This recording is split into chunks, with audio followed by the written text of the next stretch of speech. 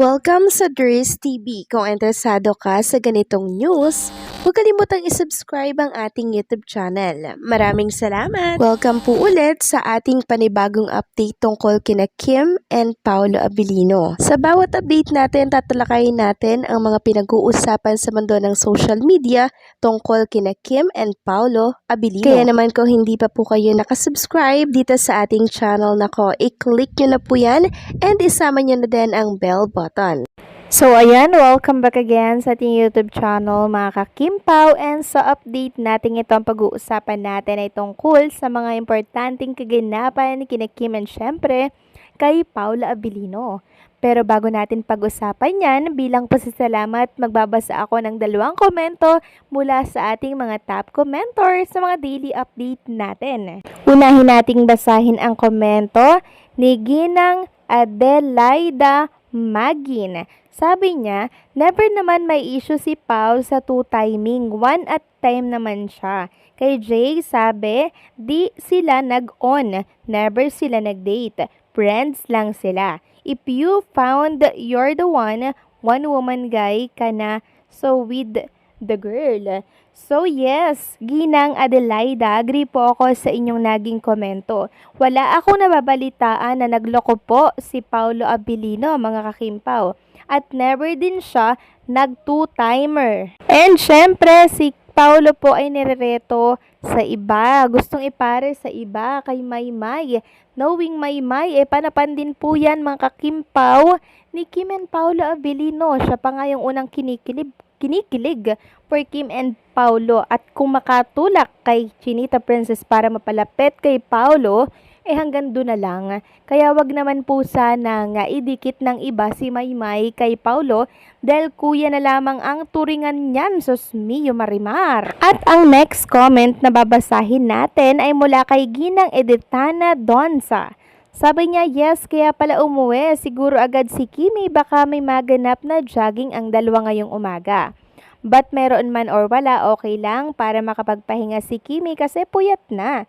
Alam nyo, grabe, super ganda ni Kimi. Kagabi, nice and gown niya.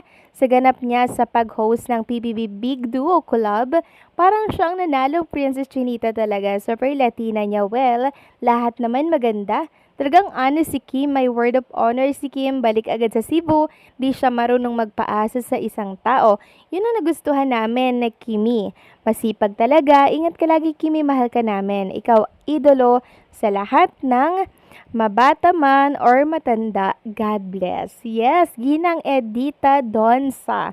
Agree din ako sa naging komento po ninyo. Mas mahalaga syempre yung pagpapahinga ni Chinita Princess dahil love na love natin siya, ayaw natin siyang magkasakit. 'Di ba? Kahit i-skip muna nila yung pag-jogging or pag-workout, basta makapagpahinga yung kanyang katawan kasi balik-balik siya Manila, Cebu, Cebu, Manila, 'di ba? So kailangan ng pahinga mga kakimpaw. And huwag kayong mag-alala, si Paolo Abilino naman po ay andyan lagi sa kanyang tabi para umalalay. Maraming salamat po sa mga komento ninyo, Ginang Edetana Donza, and syempre, Ginang Adelaida Megin. Huwag kayong magsasawang magkomento. God bless po sa inyo. So, pakabalik nga po ni Chinita Princess, mga kakimpaw. Abay kung merong pasalubong si Kim dito po sa mga co-host niya sa PBB, meron din po pagbalik mga kakimpaw ng Cebu. Grabe no, talagang napaka-generous si Chinita Princess. Mapa Manila, Mapa Cebu, mga staff, mga team ng The Alibay. Grabe, meron din siyang pasalubong. Kaya lagi pong pinagpapala si Chinita Princess Alam nyo mga kakimpaw, pinasalubungan po ang team Alibay ng Cebu lasagna ni Chinita Princess. Grabe yun, ang sarap niyan mga kakimpaw Cebu lasagna. Sabi kasi dito sa post ng isang Kimpaw fan, ang generous talaga ng Chinita na to. Pag uwi sa Manila, nabigay ng bonus. Pagbalik sa Cebu, may pasalubong sa stop. Kaya mahal siya ng mga nakakatrabaho niya. Yes, mga kakimpaw. Sobrang generous ni Chinita Princess. Kaya lagi nga siyang pinagpapala at talaga namang dinadagsa po ng blessings. Talagang nag-share siya sa mga nakakatrabaho niya, sa mga malalapit po sa kanya. 'Di ba nakaka-amaze, 'di ba nakaka-proud. Kasi si Kim Chu, artista, isang sikat, napaka down to earth, wala akong masabi. Lahat na lang ng katangian na hinahanap po ng isang lalaki, nasa kanya na. Kaya hindi ako magtataka kung bakit nagustuhan siya ng isang Paula Avellino. At speaking of Paula Avellino, eto at meron ako ipapakita sa inyo mga kakimpaw na picture ni Paula Avellino. So, ayan, parang papalabas siya sa condo kaya to. Parang sa condo mga kakimpaw, no? Kahit blurred, yung picture ni Paula Avellino, super pogi pa rin at kitang-kita yung tangos ng kanyang ilong. Grabe din, di ba? Ang swerte naman ni Chinita Princess.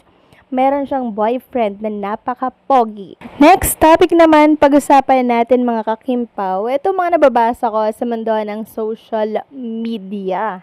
So, meron tayong nabalitaan na di umano daw si Paolo Avellino niregaluhan si Chinita Princess ng house and lot. Grabe naman yon. Gusto ko na sanang kiligin mga kakimpaw. Kaso nyo nga, fact check muna ang inyong lingkod at hinanap ko kung ano ang source at kung ano ang dahilan bakit may mga ganyang balita. So ito pa lang si Chinita Princess ay may bago pong house dito sa Cebu. Dito pa to sa Cebu. Sabi kasi dito, order safely delivered to our BBIP customer which is si Chinita Princess. Tapos may caption itong congrats sa new house, Chinita Princess. So, may bagong house and lot si Chinita Princess, mga kakimpaw. Kaya naman, ngayon pa lang, congratulations na agad. Siguro bunga ito ng puyat at pagod ni Kim Chu dito sa showbiz industry. 'Di ba? Pero merong mga umuugong na usapan na di umano ay regalo ni Paolo Avellino. Parang gusto kong maniwala mga kakimpaw. Meron nga pong nagtatanong na saan kaya galing? Niregalo kaya to ni Paolo Avellino? Alam naman natin mga kakimpaw na kayang-kayang bumili ni Chinita Princess ng bagong house and lot na mala hotel yung vibes nito. Dahil nakita nga natin na may swimming pool dyan. Tas ang ganda po ng view mga kakimpaw. Ayan no, hotel vibes talaga siya or para siyang resort.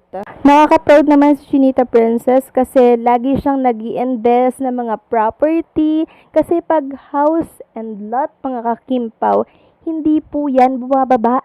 No? Hindi bumababa yung ano niyan, yung value, bagkos taon-taon pa ngang tumataas yung value niyan, kaya right choice na sa mga property siya nag-i-invest. Alam nyo mga kakimpaw, kung kanino man to galing or kung mismo binili man to ni Chinita Princess, congrats, no? Congratulations sa kanya.